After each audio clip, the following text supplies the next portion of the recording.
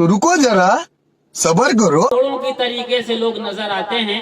यदि आप हेलीकॉप्टर से देखेंगे तो पैर रखने की जगह नहीं रही है। 29 जनवरी की तारीख रही है, मौनी अमावस्या का दिन रहा है। उसके बाद जो कुछ हुआ वो किसी को बताने की जरूरत नहीं है। सोचिए, कबीर का मंच विचार का मंच है, विश्वास का नहीं। सदगुरु कबीर साहब का मंच विवेक करने को कहता है, विचार करने को कहता है, विश्वास करने को नहीं। कबीर साहब का मंच या कबीर साहब का ये जो सत्संग मंच है, ये कहता है कि अपने भीतर की श्रद्धा को रखो बरकरार, लेकिन सत्य को जानने की जिज्ञासा पैदा करो। यहाँ बात को मानना नहीं है, बातों को जानना है।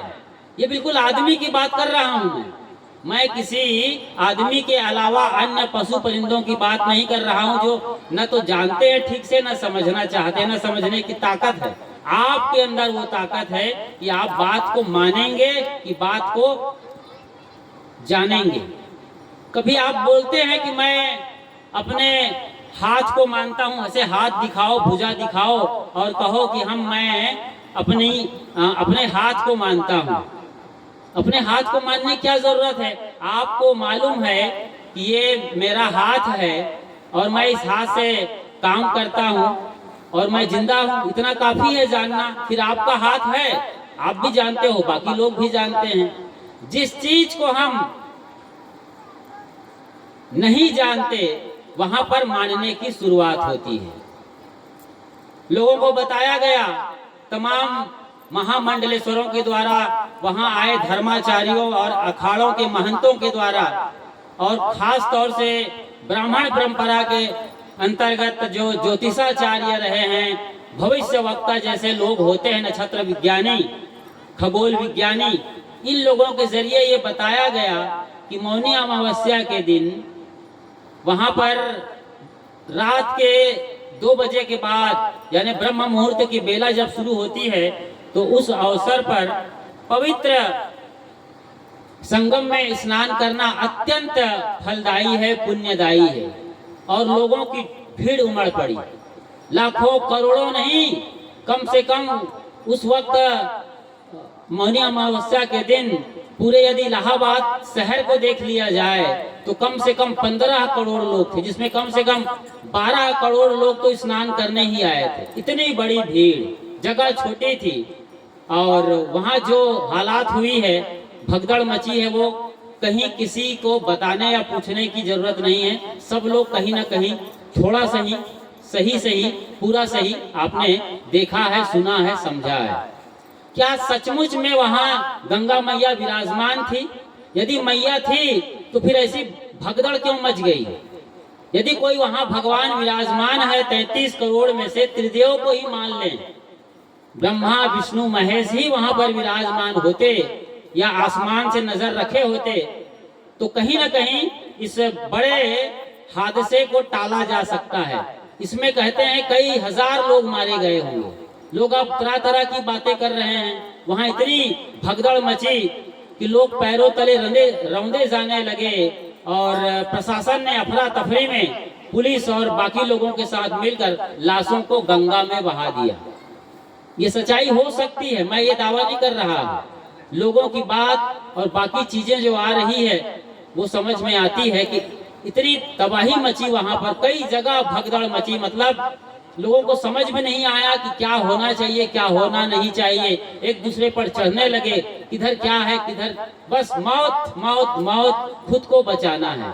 और सारे भगवान वहां पर देख रहे हैं, कोई भगवान बचाने नहीं आया। ये अभी अभी ताजा घटना है महाकुंभ की।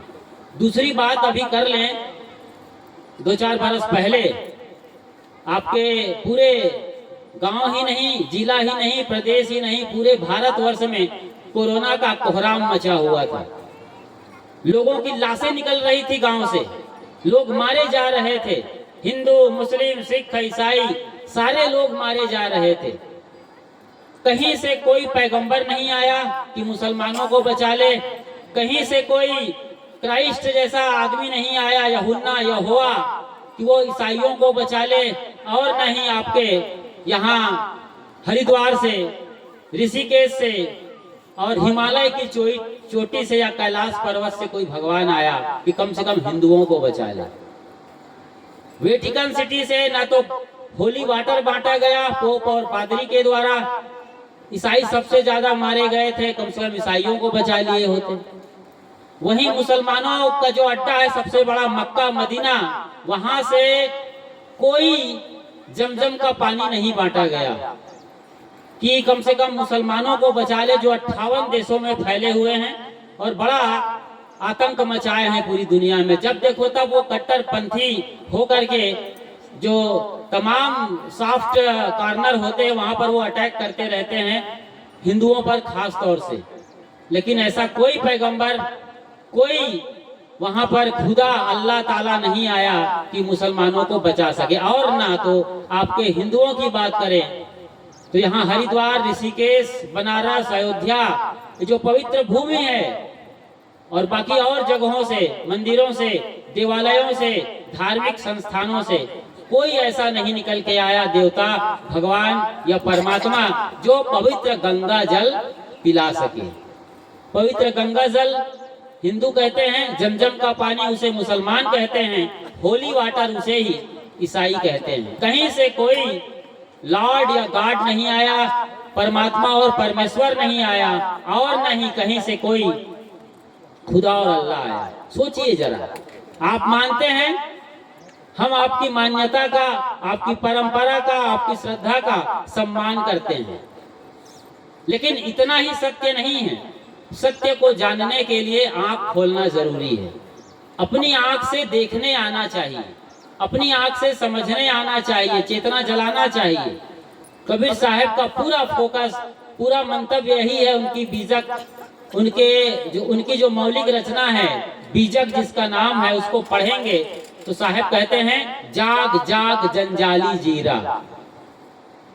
और जागने का इतना पुरजोर संदेश देते हैं कि कबीर साहब की लाइन को ही वहां मेला में जो लोग सोए हुए थे आधी रात को मौनी अमावस्या के, उनको जगाने के लिए कि कहीं भगदड़ ना हो जाए, लाउड स्पीकर में वहां पर जो मेला अधिकारी थे वो जगा रहे थे और कबीर साहब की बात दोहरा रहे थे, जो जागत है सो पावत है और जो सोवत है वो खोवत है। ये कम से कम घंटा 2 घंटा पहले ये जारी किया था कबीर साहब के लाइन को। जो जागत है सो पावत है, जागो, जागे रहो, नहाओ और चलते बनो, रुको मत। यहाँ घाट पर इतनी भीड़ है, खतरा उनको दिखाई दे रहा था, शायद कहीं खतरा शुरू भी हो गया रहा होगा, लेकिन वो बता नहीं रहे थे कि लोगों को हटाने जगाने के लिए लाउड स्पीकर से कबीर वाणी चिल्ला रहे थे, कबीर वाणी का गान कर रहे थे। यही तब भी हुआ था 1984 के दंगे में, जब इंदिरा गांधी की हत्या हो गई थी सतवंत सिंह और बेअंत सिंह के जरिए, और सिखों पर सिख विरोधी दंगे भड़क गए थे। मैंने देखा अपने बचपन में, मैं डोंडी लोहारा के पास एक गांव में था, वहां पिताजी टीचर रहे, पढ़ा रहे, तो मैं सवेरे निकला था। लोग, तमाम मुंडे लोग, मुंडे समझते हैं जिनके सर पर बाल नहीं है, शायद सिखों ने पूरा अपना बाल उधरवा लिया था, दाढ़ी घुटवा लिया था, बिल्कुल गंजे हो गए थे। ये सारे के सारे मुंडे लोग ट्रक में भर कर जा रहे थे और ट्रक दौड़ा जा रहा था। बोरी या पैरा को अपने सर को बोरी या पैरा से वो ढकने की कोशिश कर रहे थे, नाकाम कोशिश, मैंने देखा था। तो 84 का जब दंगा हुआ था, इंदिरा गांधी मारी गई थी अपने ही अंगरक्षकों के द्वारा, सिख विरोधी दंगे भड़के, तब उस जमाने में 84 की बात कर रहा हूं, अंदाजा लगाइए 24 चल रहा है, तो 40 साल पहले की ये बात है। उस वक्त इतने चैनल नहीं थे, सोशल मीडिया का नाम नहीं था, उस समय आकाशवाणी और दूरदर्शन था, वहां से गीत गाया जा रहा था, भाई रे दुई जगदीश कहाँ ते आया, कहू कौने बौराया, भाई रे दुई जगदीश कहाँ ते आया, गहना एक कनक ते गहना, या में भावन दूजा, कहन सुनन को दुई कर थापे, एक नमाज एक पूजा, भाई रे दुई जगदीश कहाँ ते आया। कितने सारे पद हैं, कितने सारे भजन हैं। जब भी भारत में हालात बिगड़ती है, चाहे वो कुंभ मेले का हो या 84 का दंगा हो या कोई और आपातकाल इमरजेंसी लगी हो या कुछ भी हो खतरा, कबीर साहब अपना मसाल लेके खड़े हो जाते हैं, क्योंकि सबको दिखाई देता है कि सदगुरु कबीर साहब में जो समाधान है वो कहीं किसी भगवान में भी नहीं है। जो समाधान सदगुरु कबीर साहब में है वो भगवान कहीं और किसी धर्म के नाम पर, मत, मजहब, परंपरा और संप्रदाय में है। ऐसा कोई भगवान नहीं है जो आसमान में बैठा हो, जिनकी शक्ति और सत्ता से ये दुनिया चलती है। पत्ता नहीं हिलता, भगवान के लिए कहा जाता है कि उनके बगैर पत्ता नहीं हिलता। तो मैं आपसे पूछ रहा हूँ, कुंभ मेले में वो रेलिंग कैसे टूट गई? पत्ता नहीं हिलता उनके बगैर। तो उतनी बड़ी बैरिकेडिंग कैसे उखड़ गई, टूट गई और लोग धराशायी हो गए, रौंदे जाने लगे पैरों के तले। कहाँ पुण्य कमाने गए थे? मोक्ष और मुक्ति के लिए लोग वहाँ कल्पवास करते हैं भीषण ठंडी में। 6 डिग्री की ठंडी को हमारे साथियों ने देखा है, जो शुरुआती दौर में वहाँ सेक्टर 15 के मुक्ति मार्ग में सदगुरु अभिलाष छावनी लगा रहे थे। भयंकर ठंडी पड़ती है, साबुन झाग देना बंद कर देता है, टूथपेस्ट जमने लगता है। 2-4 डिग्री तक वो लोग झेले हैं और कई बार तो माइनस भी हमने झेला है प्रयागराज के अपने कबीर पारक संस्थान में। सोचिए जरा, इतनी भीषण ठंडी पड़ती है और ये स्थितियां रहती हैं, वहां लोग कल्पवास, मतलब वहीं पर गंगा किनारे झोपड़ी और टेंट रावटी तानकर बूढ़े लोग बैठे रहते हैं कि कहीं यहीं हमारी मौत हो जाए, हम मर जाएं गंगा की गोद में, तो गंगा मैया और भगवान हमें अपने लोक लिए चलेंगे, सतलोक या फिर स्वर्गलोक लिए चलेंगे। अभी भी बनारस जाएंगे आप, काशी, शिव की नगरी काशी कहते हैं, जहाँ कबीर साहब पैदा हुए हैं, तो वहां भी गंगा में नाव लेकर लोग किराए पर चलते रहते हैं। सोचिए कि कहीं यहीं हमारा शरीर छूट जाए नाव में गंगा नदी पर, तो हम सीधे स्वर्ग जाएंगे भगवान के धाम में। ये आज भी मान्यता है और बूढ़े बुजुर्ग ऐसा करते हैं, उनके घर वाले ऐसा करते हैं, जो अपने आप को कट्टर सनातनी कहते हैं, कहीं ना कहीं ब्राह्मण परंपरा से आते हैं। ऐसे लोग इस तरीके के कार्यों को ज्यादा अंजाम देते हैं। और तो और उसी गंगा किनारे मणिकर्णिका घाट, जहां पर मुर्दों को जलाने की परंपरा है, सबसे ज्यादा मुर्दे नदी किनारे मणिकर्णिका घाट में जलाए जाते हैं। वहां ये परंपरा रही है काशी करवट की। एक कुआं जैसा वहां पर गड्ढा था, वहां एक चक्र चलता था, रहट चक्र, पहिया चक्री जैसा। लोग जिन्हें मुक्ति चाहिए जीते जी, जो घर से ऊब गए हैं, तंग आ चुके हैं, वो लोग पंडितों से मिलते, धर्म के ठेकेदारों से मिलते और उसी चक्र में उन्हें डाल दिया जाता। वो चक्र उनको पेर देते थे, ऐसे जैसे आपके यहाँ तेल को पेर देते हैं ना, कोल्हू के जरिए आपने देखा होगा। वो कोल्हू के जमाने की बात है, मशीन नहीं थी उस वक्त। तो इसी तरीके के चक्र में उन्हें पेर दिया जाता, उनका सारा लादा पोटा गंगा में चला जाता, हड्डी पसली खून गारा सब, और लोगों की मान्यता थी कि उनको मुक्ति मिल गई। ऐसी परंपरा रही है। ऐसे ही परंपरा प्रयागराज संगम में रही है, जहाँ अक्षय वट है। ये 16वीं शताब्दी की बात है, अकबर के जमाने की है। अकबर ने देखा और लोगों ने बताया, तो अकबर ने उस पेड़ को अंदर कर दिया किला में, जहाँ आज भी अकबर का किला खड़ा हुआ है। लोग उस बरगद के पेड़ पर चढ़ते और यमुना जो उधर मथुरा, आगरा, दिल्ली की तरफ से आ रही है, उस पेड़ पर, बरगद के पेड़ पर चढ़कर सीधे यमुना में छलांग लगा देते थे और मर जाते थे। कहते थे कि हमारी मुक्ति हो गई, ऐसी मान्यता थी। आज भी ऐसी चीजें हैं। आज भी आप बकरा काटते हैं तो यही तो सोचते हैं कि हमारा घर इस बकरा के गर्दन कटने से, इसके खून से सींचने से, इसका मटन और गोश्त हम जब खाएंगे तो हमारी आने वाली नई बहू एकदम सदा सुहागन रहेगी। सोचिए, अपनी बहू को सदा सुहागन रखने के लिए, अपने घर में अच्छी हालात पैदा करने के लिए, बढ़िया अपने घर को स्वर्ग से सुंदर बनाने के लिए आप निरी और मुख प्राणियों की हत्या कर देते हैं। मछली, मुर्गी, बकरे, भेड़े और ऊंट को खाया जाता है। ये आपके गांव की बात नहीं है कि आपके गांव में कोई सहाड़ा देव है या आंगा देव का इलाका है। मैं पहले भी यहाँ आया हुआ हूँ। इसी इलाके में आंगा देव, वो कोसमी गांव था शायद, आंगा देव की परंपरा रही है और वहाँ पहाड़ में बकरा बकरी को पूजने की यानी हत्या करके भगवान के नाम पर मटन और गोश्त खाने का शौक पालने वाले लोगों का ये बड़ा अत्याचार आज भी बरकरार है। देश आजाद हो गया है, कितने बरस निकल गए हैं, 100 बरस होने को आ रहा है, लेकिन हम आज भी वहीं पर खड़े हुए हैं। वही दकियानुसी विचार मैं सुबह बता रहा था, कैसी कैसी परंपराएं रही हैं और मान्यताएं रही है। तो भगवान के नाम पर ये सब हो रहा है, कितना दुर्भाग्यजनक है। सोचिए जरा, अरे भगवान कहीं आसमान में बैठा है जो अपनी उंगलियों के इशारे से, जैसे वो कठपुतली का खेल देखा है आप लोगों ने, वो कठपुतली वाला ऊपर होता है, धागा फंसाता है उंगलियों में और नीचे काठ की पुतली समझते हैं ना आप लोग, वो कठपुतली है, काठ की मतलब लकड़ी की।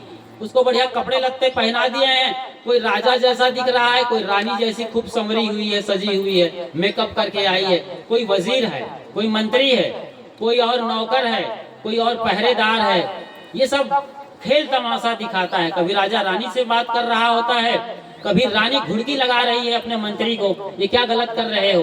तो इस तरह की कठपुतली का खेल दिखाता है। सबय नचावत राम गोसाई, इसी बात को गोस्वामी तुलसीदास जी अपनी रामायण में कहते हैं, सबय नचावत राम गोसाई। कि गोसैया जो राम, गोसैया आप लोग बोलते हैं ना छत्तीसगढ़ी में, गोसैया मतलब मालिक। एक चरवाहा था, हल चला रहा था और बैल जब सही नहीं चलता था तो ये गुरुदेव जी ने, मैंने सदगुरु अभिलाष साहब की बात सुना रहा हूँ, वो हल नहीं चल रहा था या बैल तितर बितर भाग रहे थे, सही तरीके से लाइन से हल नहीं चल रहा था, तो खूब पीटता बैलों के पीठ पर, खूब मारता अपने उस सोटा से और कहता था तोर गोसैया मरे। बार बार वो तोर गोसैया मरे, तोर गोसैया मरे। तो कोई समझदार आदमी था, गए कहे भैया आप बार बार बोलते हो तोर गोसैया मरे, तो ये बैलों का गोसैया कौन है? बैलों का गोसैया कौन है? मतलब वही था ना। लेकिन कितना चालाक था वो, क्या बोलता था, वो ये नहीं कहा कि मैं गोसैया हूँ, मैं मालिक तो मैं ही हूँ, इस बैलों का मालिक, हल का मालिक, खेत मेरी है, सब कुछ का मालिक मैं हूँ। लेकिन बार बार बोलता था तोर गोसैया मरे। तो गोसैया कौन है जी? उसने कहा अरे जो समझे उसी को लगे गोसैया, ऐसे बोलता था, जो समझे उसी को लगे, वही जाने, उसी वही मरे। सोचिए जरा इस बात को अच्छे तरीके से विचारिए। हम देखो कोई भगवान के विरोधी नहीं है। लोग कहते हैं कबीरपंथी साधु, और पूरा कबीर पंथ भगवान विरोधी नहीं बाबा। भगवान के नाम पर जो आडंबर है उसके विरोधी हैं। कबीर साहब किसी भी धर्म के नाम पर जो मत मजहब और परंपरा चल रही है, रीति रिवाज है, आपके घर के जो धार्मिक अनुष्ठान है, यहाँ तक कि आप अगरबत्ती पूजा करते हैं, यहाँ तक कि तुलसी माता, अब एक ही लाइन बता दूं आपको, तुलसी माता की आप रोज पूजा करते हैं, नहा के आते हैं, जल चढ़ाते हैं, सचैल स्नान। इधर कुमारी देवी बैठी है कौहा कुड़ा वाली, वो भी यही करती है। उसका बेटा तो साधु हो गया था, वापस आ गया। उसका भाई अभी साधु है प्रयागराज में, चूड़ामणि साहब। और उसका बाप है कि कौन है, दादा, उनका दादा, उनके दादा भी साधु है। देखो 3-3 4-4 लोग उनके घर साधु हैं, लेकिन वो भी तुलसी माता की पूजा करती हैं जैसे आप करते हैं। ठीक है जी। अब गलती कहाँ होती है? मैं ये नहीं कह रहा हूँ कि वो गलत कर रही है या आप गलत कर रहे हो, आपको खुद फैसला लेना है। तुलसी एक ऐसी हमारे लिए आयुर्वेद का पौधा है जिसके 5 पत्ते सवेरे उठ करके ठंडे पानी के साथ चबा लें या निगल जाएं तो वात, पित्त और कफ को, यानी पूरे शरीर के सिस्टम को बैलेंस रखता है। इसलिए इसको तुलसी मैया कहा गया, देवता से जोड़ा गया, मंदिर से जोड़ा गया, लेकिन हम भूल गए उनको खाना और सिर्फ पूजा कर रहे हैं आज। यही कहानी बेल पत्ती की है। अभी जब बेल आए हैं नए नए सावन के महीने में, आप रोज जल चढ़ाओगे, खाओगे कभी नहीं। आप बेल पत्ती कभी नहीं खाने वाले हैं, जबकि उस सीजन में जो बेल पत्ती खाएगा उसको कभी फोड़ा फुंसी नहीं होगा, दांत खाद खुजली नहीं होने वाली है, और भी कई बीमारियों का इलाज है। यही अभी चैत्र रामनवमी में करने वाले हैं। जब राम की पूजा होगी, नौ दुर्गा बैठेंगी, तो जवारा बोया जाएगा। देखिए आपकी भाषा की बता रहा हूँ, आपके गांव की बात है ये। सहड़ा देव के नाम पर शीतला मंदिर में ये सब आप करने वाले हैं, शीतला देवी के नाम पर। ठीक है जी। तो क्या करेंगे आप? जवारा बोएंगे, जोत जलाएंगे, 501 का, 1001 का, 10,001 का, और भी घी का जला रहे हो। ठीक है, बकरा मुर्गी भी मारते हैं आप, इधर घी भी जल रहा है, उधर बकरा का खून भी जल रहा है या गोश्त पक रहा है, सब हो रहा है। वही जवारे की बात कर रहा हूँ। जवारा मतलब गेहूं का वो नन्हा पौधा जिसे छाव में उगाया गया है। हमारे पुरखे बड़े वैज्ञानिक थे, बड़े जानकार थे, बड़े समझदार थे। वो जानते थे कि गेहूं के ज्वारे को यदि गर्मी के शुरुआती दौर में पी लिया जाए रस निकालकर, तो कभी भी चिकन पॉक्स नहीं होगा, जिसको आप छोटी माता बड़ी माता कहते हैं। मैं भी एक गांव में था, बटेरा नाम है, डोंडी लोहारा के पास। मुझे भी जब प्राइमरी स्कूल में था तो फोड़ा फुंसी वो वही चिकन पॉक्स हुआ था। मुझे याद है लोग अंगूर लाते थे मेरे लिए, मैं बहुत छोटा था, रोता था, बहुत गर्मी, बड़ी पीड़ा जलन होती थी, अंगूर लाते थे और क्या क्या उपटन लगाते थे। फिर वो गांव में घूमने के लिए पूरा कलश यात्रा हुई, शायद मैं भी शामिल रहा हूँ। वो नजारा मैंने देखा था, मैं बीमार था तब या बाद में, जो भी था, पूरे गांव को वो जवारा घुमाया गया, लोग झूठने लगे, गाने लगे, बहुत सारी तमाशाबाजी हुई, सर्कस बाजी हुई। आखिर में तालाब में उसे ठंडा कर दिया जाता है जवारा को। तब तालाब में पानी हुआ करता था, अब तो शायद तालाब को छोड़ो डबरा में भी पानी नहीं मिलता है, तो लोग ऐसे ही आधे अधूरे डबरा में जहां तहां फेंक के चले आते हैं। ये दुर्गा के साथ भी होता है, गणेश की मूर्ति के साथ भी यही होता है। खास बात मैं जवारे के कर रहा हूँ। हमारे पुरखे जानते थे कि जवारा पिया जाए तो गर्मी खत्म हो जाएगी, खून साफ होगा और बीमारी खत्म हो जाएगी। ये बात सही है कि नहीं, कि जवारा पूजा करना चाहिए या जवारा को पीना चाहिए? ये आप अपने आप से सवाल करिए। जवारा को पीना है, उस पवित्र प्राकृतिक जूस को पीना है, गेहूं के बारीक कोपलों के, कि हमें उसकी पूजा करके उसे गड्ढे में बहा देना है। बकरा का खून पीना सूझ गया आदमी, सोचो जरा, बकरा का खून पीना नहीं भूला आज भी आदमी। लेकिन जवारा का जो बढ़िया परंपरा रही है, स्वास्थ्य मिलने वाला था, भारत स्वस्थ और मस्त होता, ध्यान और ज्ञान की गहराई में पहुंचता, वो सारे रास्ते बंद कर दिए और उसे केवल कर्म कांड के तौर पर आज ज्वारा लगाया जाता है। ऐसे ही बेलपत्ती, ऐसे ही आपके तुलसी पत्ती। शीतला मैया कहाँ से पैदा होगी? खून पी करके कोई शीतला माई पैदा नहीं होगी। हमारे पुरखे जानते थे ये सारे कर्म कांड यदि हम भगवान के साथ, मंदिर के साथ जोड़ देंगे तो परंपरा हजारों साल तक जिंदा रहेगी। परंपरा जिंदा तो है लेकिन विकृत रूप में है, नहीं समझते।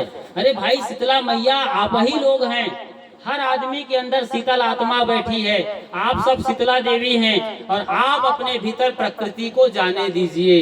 ये जो परमात्मा के रूप में प्रकृति खिली हुई है, यही है परमात्मा, यही है भगवान। भगवाना, भा से भूमि, जिस धरती पर आप बैठे हैं यहीं जन्म लिए हैं और इसी धरती में आप समा जाएंगे। भा से भूमि अर्थात धरती, गा से गगन यानी ऊपर का ये हिस्सा आप जो देख रहे हैं आसमान, वा से वायु हवा और ना से नीर यानी पानी, और आ की मात्रा को आसमान कह दें, मतलब मिट्टी, पानी, आग, हवा और ये पूरा आसमान, ये पंच प्रकृति ही भगवान कहलाते हैं। इनकी पूजा सदा से है। आप यदि वेद को पढ़ेंगे, चारों वेदों को, तो वहां पर ना कोई ब्रह्मा है, ना कोई विष्णु है, ना कोई महेश। 33 करोड़ को छोड़ दीजिए, आपकी रणचंडी, शीतला, दुर्गा, सीता और जो भी और मानते हैं आप देवता, किसी का जिक्र नहीं है। अभी पता नहीं कब पैदा हो उत्तर प्रदेश के संभल में कल की अवतार, उसका भी वेदों में कहीं जिक्र नहीं है। आपके कोई देवता का नाम जिसको आपके दादा बाबा हजारों साल से पूज रहे होंगे, किसी भगवान का नाम नहीं है। तो क्या उस वक्त भगवान नहीं थे? वेदों में भी भगवान थे। वेद के भगवान कौन है? वरुण देव, जल के देवता, मरुत देव, पवन देव। मरुत माने मारुति, हवा, जल देव, हवा देव, पवन देव, अग्नि देव मतलब सूर्य भगवान की पूजा होती रही है। और एक और बड़ा नाम आया रुद्र। रौद्र रूप धारण करके जब तूफान मचता था, भयंकर बिजली कड़कती थी, तो गुफा मानव बहुत बुरी तरीके से डर जाता था, प्राण चले जाए इतनी भयानक विभीषिका अपने सामने वो देखता था। भयंकर बिजली चमक रही है, बादलों में भयंकर गड़गड़ाहट हो रही है और फिर उसके बाद एकदम भीषण बारिश हो रही है, भयंकर भीषण बारिश। पूरा उसका परिवार बह रहा है। गुफा में है तो बच गए, वरना कहीं झाड़ी झंखड़ में रहे, कहीं फंस गए तो सब बह गए। कांपते थे लोग, हाथ जोड़ते थे बिजली के सामने। उस रौद्र रूप की पूजा होने लगी। रौद्र रूप की पूजा होते होते वही रौद्र आज रुद्र हो गया, और उसी रुद्र को भगवान भोले भंडारी कहा जाता है। ये क्रम से भगवानों का सिलसिला शुरू हुआ है। फिर ये पुराण बने हैं, शिव पुराण और बाकी और तमाम पुराणों में कि फिर भगवानों की चर्चा हुई, जिसको आप लोग जानते हैं। और ये बिल्कुल अभी ताजा है, 1000, 2000, 1500 सालों की बात है जिन भगवानों की आप पूजा करते हैं। असल में ऐसा कोई भगवान नहीं है आसमान में और कहीं भी जो बैठा हो आसमान में। उनको आप आंख बंद करके पुकारें, तपस्या करें ध्रुव और प्रहलाद जैसा, या फिर कोई और उपाय लगाएं और वो पुष्पक विमान में बैठ कर आ जाए। हमने कोरोना में देख लिया। कोरोना में क्या कोई तो आदमी रहा होगा जो दिल से पुकारा होगा, कोई भगवान आया। अभी गंगा में कोई आया इस तरीके से बचाने के लिए, कोई तो अरे 12 करोड़ लोग गए थे स्नान करने के लिए मौनी अमावस्या में। 12 आदमी तो कम से कम ईमानदार रहे होंगे, जो सचमुच में भगवान को प्यार करते हैं, भगवान को समझते हैं और दिल से पुकारे होंगे। लेकिन ऐसा हुआ नहीं है। ऐसा होता तब तो कोई भगवान कहीं बैठा होता तब आता। भगवान तो आपके भीतर बैठा हुआ है, उसे आप जानते नहीं हैं। मानने की तो बात छोड़ दीजिए। वो भगवान कभी आपसे बाहर है, कभी आपसे अलग है, कभी जुदा हुआ है।